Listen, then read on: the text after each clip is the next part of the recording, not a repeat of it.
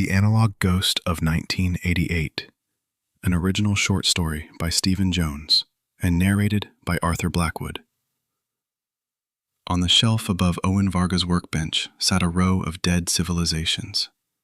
That was what he called them, though anyone else would have called them obsolete storage media.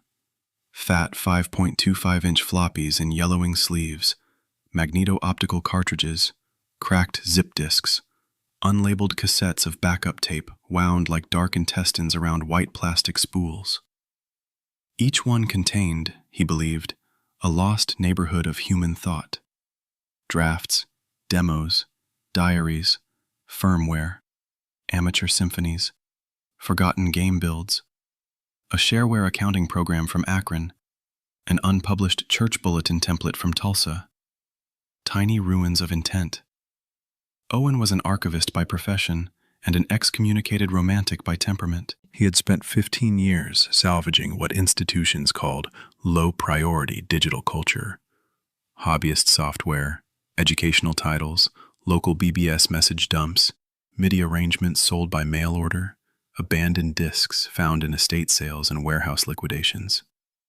He believed the 20th century had not been buried. It had merely been mislabeled and placed in moldy cardboard boxes. His colleagues at the museum tolerated his zeal because it produced results. Owen could coax data out of media other people declared dead. He knew which lubricants freed a seized disk drive without warping the spindle.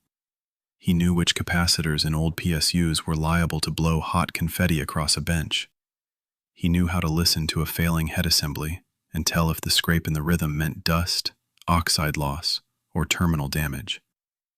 He could sit with a machine longer than anyone else, patient as a priest hearing confession. His basement studio was where the miracles happened. He called it the basement studio because calling it a lab made him sound vain.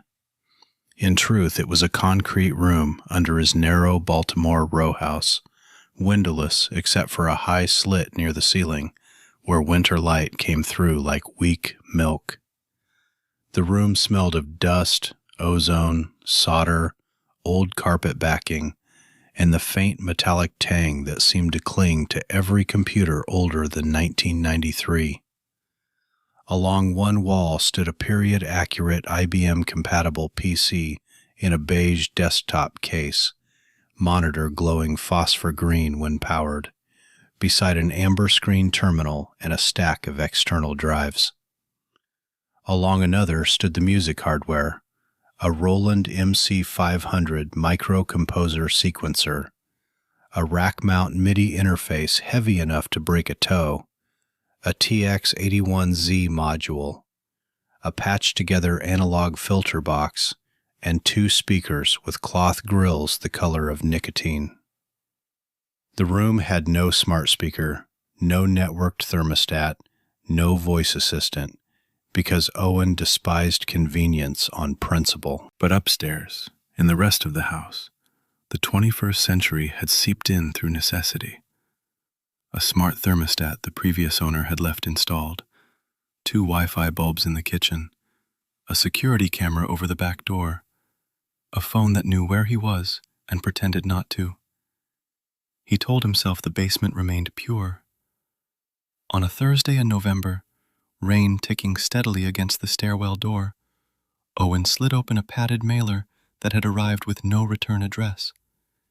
Inside was a floppy disk in a clear plastic shell, 3.5-inch, immaculate, no yellowing, no label residue.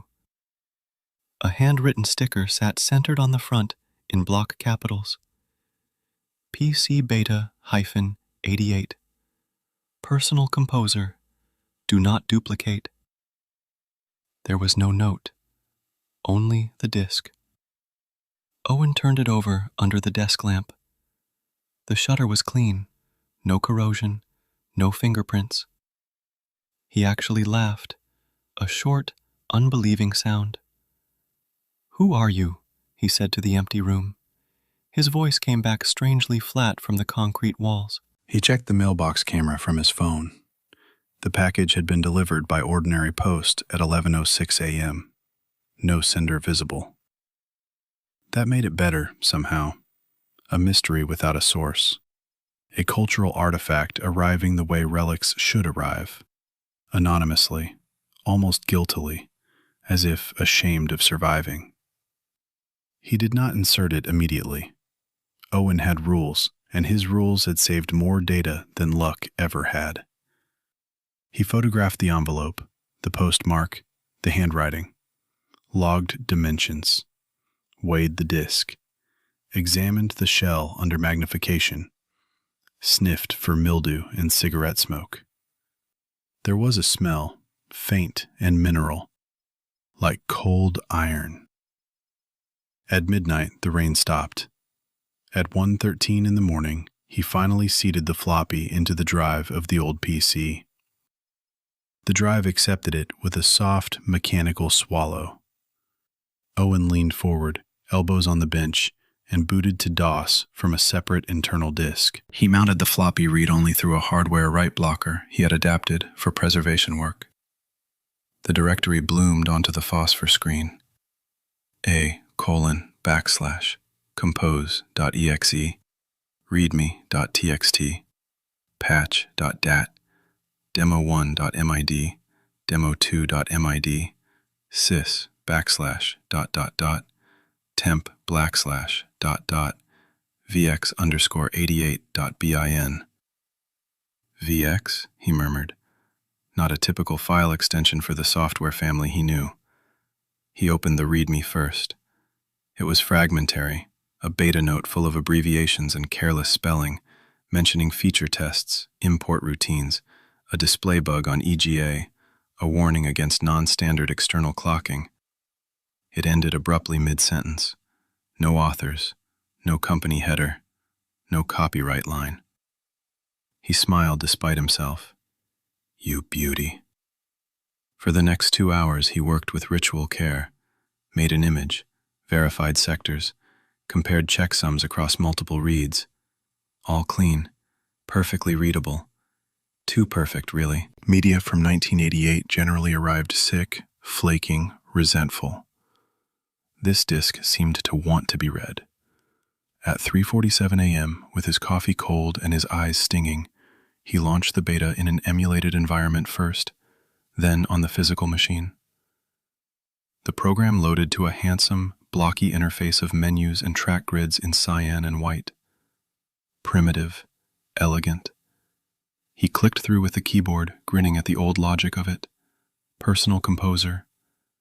Not the release build he knew from catalogs and ads, but something earlier, hungrier.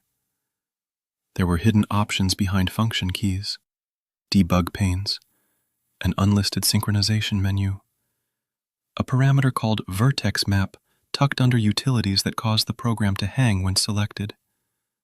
Owen sat back. Interesting. He transferred the demo MIDI files to the MC500 for external playback and found them ordinary. Little test pieces, stiff and cheerful, chord runs and rhythm examples. But the hidden file, vx_88.bin, was not recognized by the PC software as data, nor by the MC500, nor by 2 modern forensic parsers on an air-gapped laptop he kept for analysis. It wasn't until dawn, when the room had gone from black to slate gray, and the old monitor had become the brightest thing in it, that Owen found the clue. The file wasn't binary. It was a sequence list with its headers stripped and offset, disguised inside patch data. He reconstructed enough of the structure to extract a stream of MIDI-like events. Note on, note off, system-exclusive fragments, timing instructions. But the intervals were impossible. Recursions inside recursions. Timing values folded back on themselves in repeating ratios. It looked less like music than like a mathematical engraving of a coastline, all self-similar jaggedness. A melody written by someone who believed octave, scale, and bar line were provincial superstitions. His scalp prickled. He printed the event list on dot matrix paper and taped the pages along the wall. The columns of numbers seemed to lean if he looked too long. By afternoon, He had slept 3 hours on the basement couch and returned to the bench in yesterday's clothes. He fed the sequence through a software visualizer. The output produced a shape that resembled a fern, or a lightning scar, or a map of branching blood vessels. Deep in the recursive structure were address-like repeats, reference points nested inside transformed copies of themselves. Vertex map, universal vertex. The phrase came back to him from a stack of weird computing newsletters he'd once digitized from a dead engineer's garage. Fringe math, late Cold War hobbyist metaphysics, amateur topology dressed in prophecy. The theory, as its author had described it, argued that all complex systems possessed a hidden coordinate where information could invert across scales. A single point through which local structure and total structure could exchange properties. A universal hinge, a place where pattern could become causation. Owen had archived the newsletter and forgotten it. He had not believed a word. Now he sat very still beneath the tick of the wall clock, listening to the hum of transformers and the light shivering buzz in the old CRT. Coincidence, he said. The room did not answer, but the speakers gave a tiny click, as if clearing their throats. He spent the evening building the precise playback chain the sequence seemed to demand, period-accurate hardware only. Vintage PC clocking into the MC500, MC500 out through the heavy interface into the TX81Z, and then into the filter box, which he modified with a hand-wound choke after noticing that one set of sysx instructions appeared to target parameter transitions too fine for musical purpose.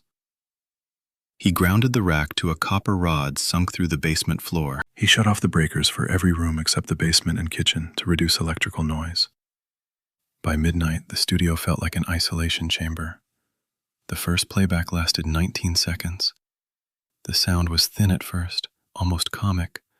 Brittle FM chimes, low digital muttering, a staccato pulse no listener would have mistaken for music. Then a subharmonic emerged, though no instrument in the chain should have been generating one. The temperature in the room dropped sharply, not subtly. Owen saw his breath fog, the CRT image,